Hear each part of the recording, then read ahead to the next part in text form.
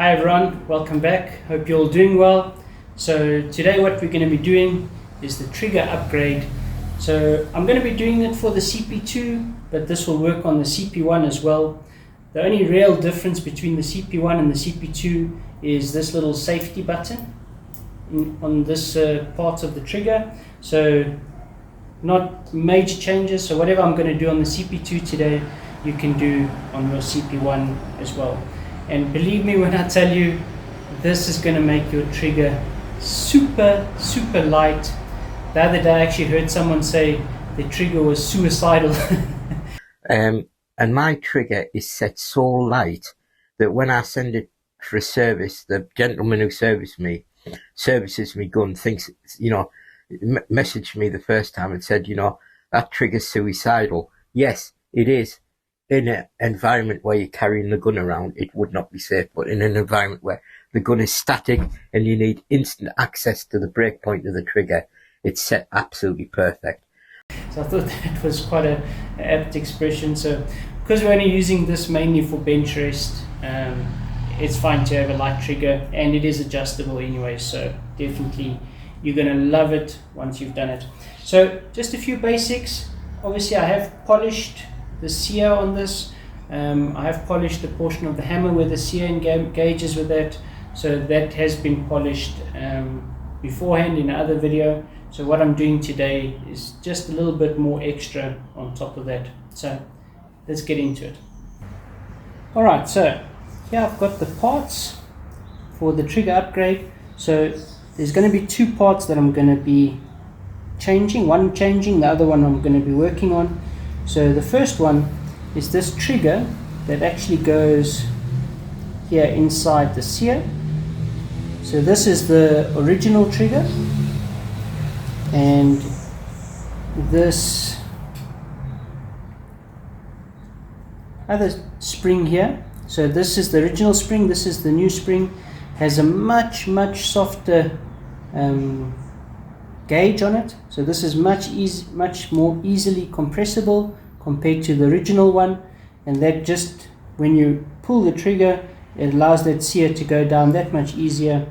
So this is the new spring. So here in South Africa we have big lighters, fire lighters that you can use. So if you buy the small little one, underneath that button that you press, you'll find this little spring.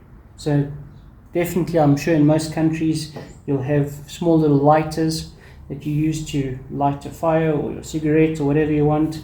It has this little spring underneath there, and that's the spring that we're going to be using.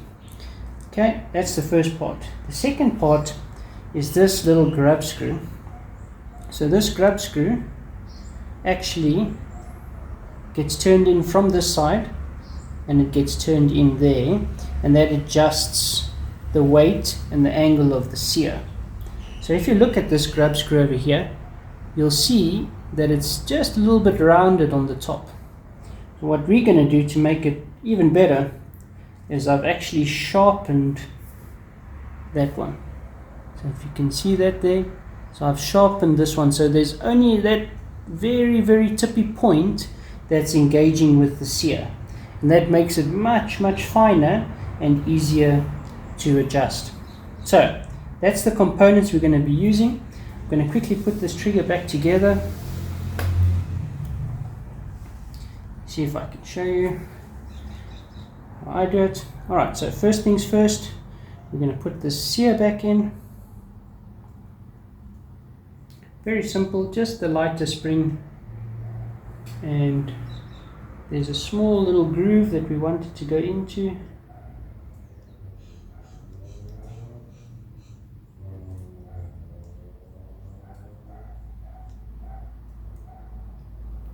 Alright, and then I'll take our pin, just put it in the back here.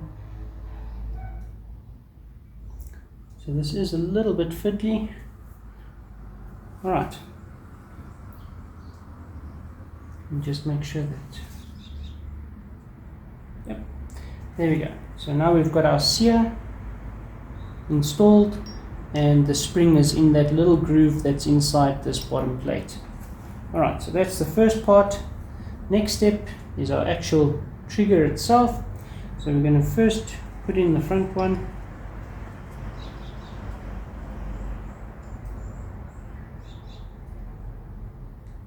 Just going to quickly just remove this. I prefer to put the longer pin on the sear.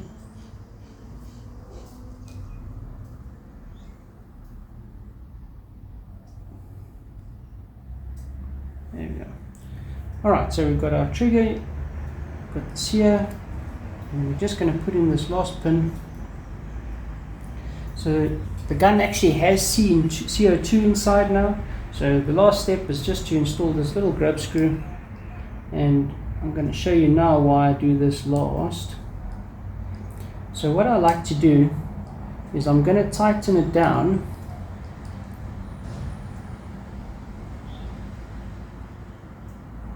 and I'm going to tighten it until such a point where you see the sear and the hammer don't engage anymore. So you see there it's still engaging, so I'm going to go, let's just disengage it. So I'm going to go in a little bit more. So you see there, you see that hammer is no longer engaging with the sear. So from there, what we're going to do now, we're going to go quarter turns in, quarter turns out. And let's start with 1/4 turn. Let's see if it engages. Right, there it engages. So that means now when the gun is all put together, it will still engage, and this is going to be the lightest setting that we can get on this trigger.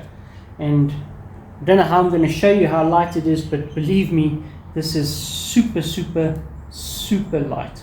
So just going to use just the tip of this Allen key. There isn't really much of a first stage anymore, so it's direct on the trigger. So this is super light.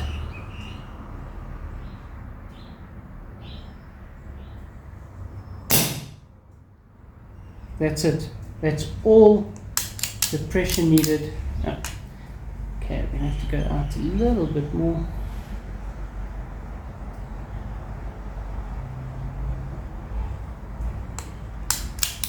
There we go. Alright, so really the tiniest of amounts of pressure will set the trigger off. That's it.